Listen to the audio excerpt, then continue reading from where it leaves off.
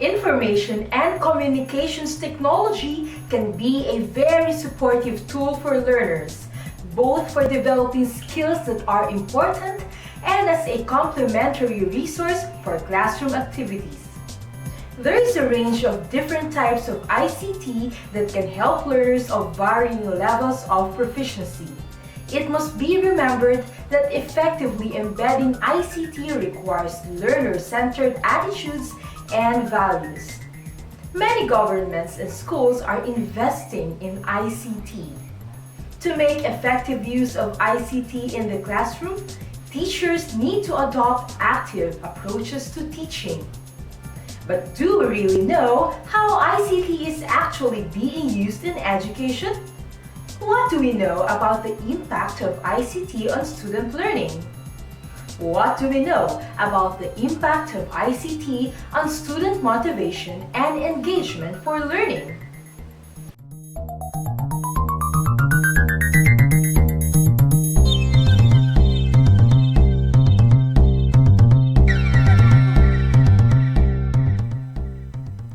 It is believed that specific uses of ICT can have positive effects on student achievement when ICT is used appropriately to complement a teacher's existing pedagogical philosophies. ICT is seen to be less effective when the goals for its use is not clear. While such a statement would appear to be self-evident, the specific goals for ICT use in education are, in practice, often only very broadly or rather loosely defined. Uses of ICT for simulations and modeling in science and math have been shown to be effective, as have word processing and communication software in the development of student language and communication skills. One thing we surely know, ICT makes a positive difference.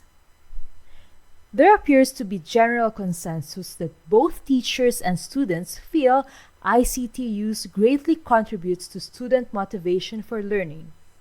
It also helps promote learner autonomy. Changes in the educational environment have been phenomenal. The model, focus, role of the learner and technology has been changed drastically from traditional instruction to virtual learning environment. Shifting the emphasis from teaching to learning can create a more interactive and engaging learning environment for teachers and learners. This new environment also involves a change in roles of both teachers and learners. The role of the teachers will change from knowledge transmitter to that of facilitator, knowledge navigator, and sometimes as co-learner. The role of teachers demands a new way of thinking and understanding of the new vision of learning process. Learners will have more responsibilities of their own learning as they seek out, find, synthesize, and share their knowledge with others. ICT provides powerful tools to support the shift from teacher-centered to learner-centered paradigm and new roles of teacher, learner, curricula, and new media.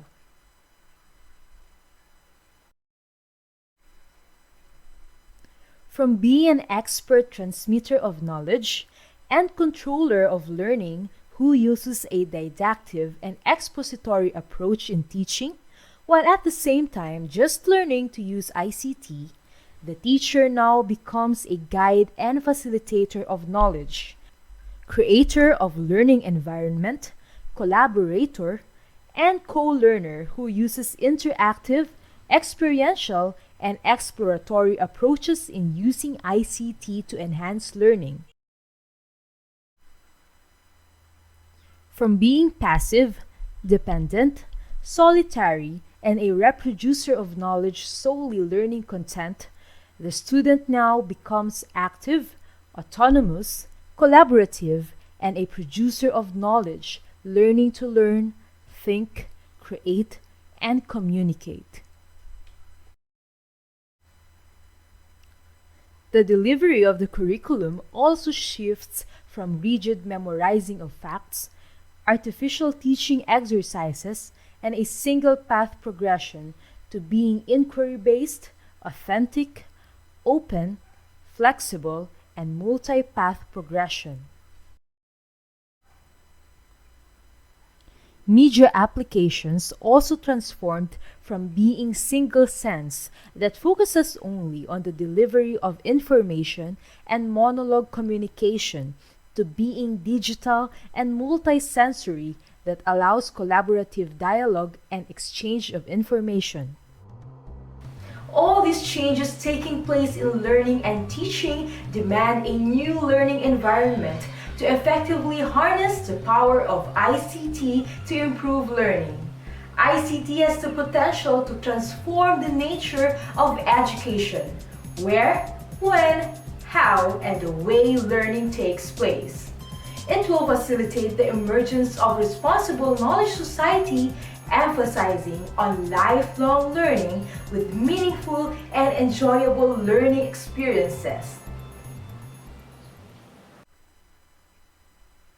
The integration of ICT into the very idea of teaching and learning always places pedagogy over technology. It is not the only concern to master ICT skills, but rather it involves using ICT to improve teaching and learning. The major emphasis of ICT infusion in pedagogy should be such that it tends to improve learning, motivate and engage learners, promote collaboration, foster inquiry and exploration, and create a new learner-centered learning culture. It permits the move from reproductive model of teaching and learning to an independent, autonomous learning model that promotes initiation, creativity, critical thinking with independent research. Learners are expected to collect, select, analyze, organize, extend, transform, and present knowledge using ICT in authentic and active learning paradigms. Teachers are expected to create a new, flexible, and open learning environment with interactive, experiential, and multimedia-based delivery system. ICT should help teachers and learners to communicate and collaborate without boundaries, make learners autonomous, and allow teachers to bring the whole world into classroom activities. It is ultimately important to understand the roles of ICT in promoting educational changes. A basic principle is that the use of ICT changes the distribution and ownership of the information resources in the space of teaching and learning, and thus changes the relationship among educational participants. While designing any innovative teaching and learning environment using ICT, the teacher should always keep the learning at the center of all activities. Pedagogy should be at the heart, and integration of technology should be the central focus. Mere learning ICT skills would not suffice, but using ICT to improve the teaching and learning is the key for pedagogy-technology integration. But the question is how we can combine these two. Consider a scenario of a young teacher who has just started to use ICT for daily classroom activities of teaching and learning. To start with, what must be done are to prepare lesson plans and compile lesson materials for the classroom lecture. To prepare such materials, one has to go through the act of drafting phase, editing phase, revising phase, and finally, publishing the lesson plans and course contents. Word processor can be a great help to accomplish this task in a professional and productive way to avoid repetition, duplication of manual work, and concentrate on quality of the course materials. The teacher also needs to make lists of the name of the students for monitoring and recording their academic performance and to analyze and perform a statistical analysis to take some corrective measure, if any, in the lesson plan delivery of instruction. Spreadsheets can be a good choice for creating class lists, recording their performance, and executing statistical analysis upon them. While delivering the class lectures, any innovative teacher needs to draw diagrams, show pictures, animate some objects to explain critical concepts, even play some video clipping of real-time operation. All these multimedia applications can assure very productive, interesting, motivating, interactive, and quality delivery of classroom instruction. Presentation software like PowerPoint can be a good choice for teachers for performing such tasks. In spite of the best efforts of teachers, there will be a number of learners who will not be satisfied with the pace of instruction of the teachers. There may be a fast learner, average learner, and slow learner. In a classroom environment, it is impossible to satisfy all categories of learners with their specific learning styles. It is in these situations that teachers become helpless in a conventional teaching and learning environment. One way to solve such situations is to create interactive multimedia-based instructional materials where the learner is given control to review the topic at their own pace and in accordance to their individual interests, needs, and cognitive processes. Multimedia courseware can be of great help to teachers to meet the challenges of such situation. With availability of user-friendly authoring tools, it is now possible to develop multimedia courseware by teachers to support drill and practice to master basic skills, simulate complicated situations, produce individualized instruction with multimedia elements with built-in evaluation questions and scores. In designing learning materials using ICT productivity tools, certain pedagogical principles need to be considered carefully. Mere ICT tools by themselves do not make good pedagogy. The question is, how should the learning environment be designed using ICT as tools? What pedagogical principles would take the advantages of the best practices and unique environment afforded by these new ICT tools? The use of ICT should satisfy the diverse needs of all kinds of learners characterized by all kinds of socio-cultural conditions, including the diversity of multiple intelligences. Teachers should continue to learn through their lives the new ways of using technology for the growth of their learners as well as the very systems of education. The critical question in education is, what ways ICT can enhance learning and teaching practices? Broadly, ICT tools help to open up opportunities for learning by enabling four major key processes in transforming teaching and learning as follows. Access ideas and information from diverse sources through searching, locating, selecting, and authenticating material in a wide range of multimedia forms. Extend ideas and information through processing, manipulating, analyzing, and publishing material in different multimedia forms. Transform ideas and information into new or different forms through synthesizing, modeling, simulating, and creating material in many multimedia styles and formats. Share ideas and information across local, national, and international networks by interacting electronically with others in actual and/or delayed time.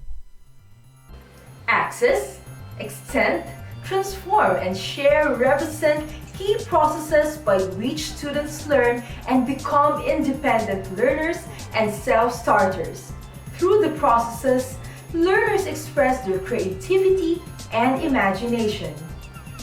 There are three broad categories of educational software, namely generic tools for learning, content-based resources, and interactive instructional courseware. Starting from productivity tools to simulation and modeling, there are various generic tools that help learners to access, extend, transform, and share information. Content-based resources help learners to access a vast source of educational resources that effectively can be integrated with the curriculum objectives. Now for interactive instructional courseware, it's basically a form of self-paced learning material. These programs are helpful to learners control their learning at their own pace and at their own convenience.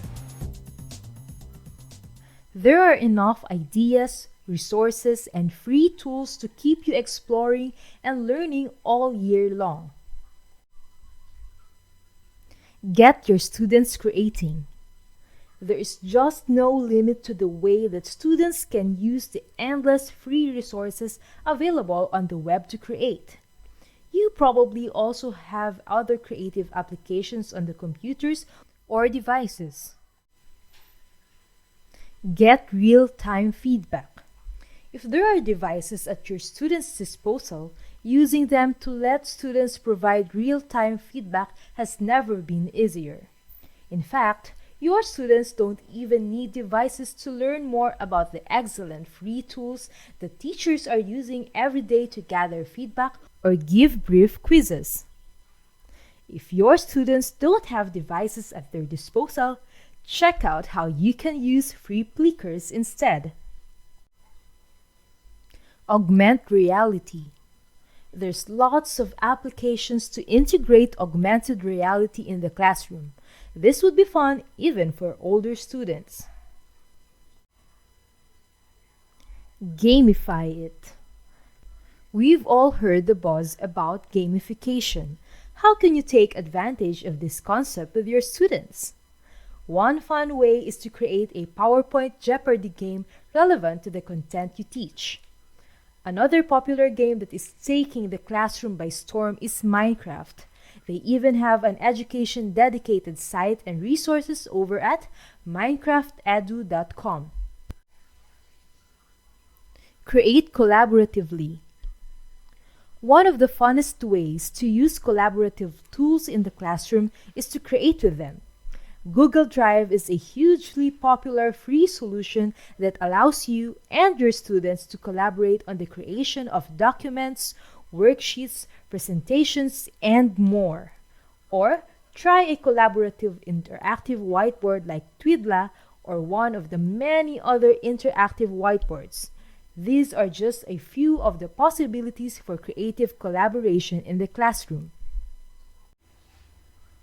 Let them choose. Giving students choices can be a significant motivator.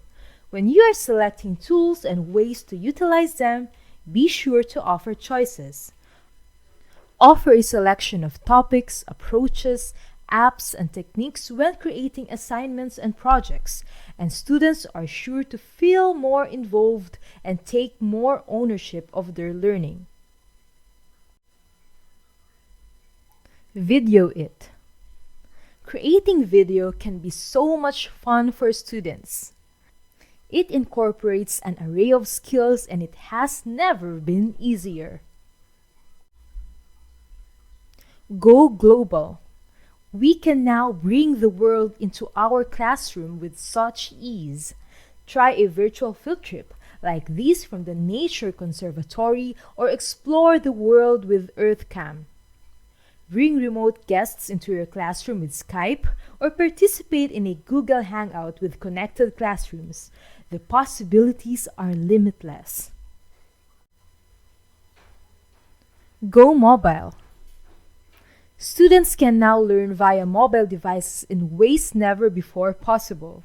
They can also use those mobile devices to do so many fun educational things in and out of the classroom. Animate it.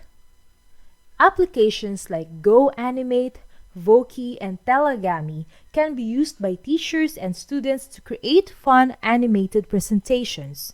Students can have a blast using tools like these for assignments and projects without even realizing that they are developing writing skills and digital literacy. These platforms can also enable students to present without having to stand up on in front of a group, which can help younger students in particular gain skills and confidence without being overwhelmed by public speaking. Present it.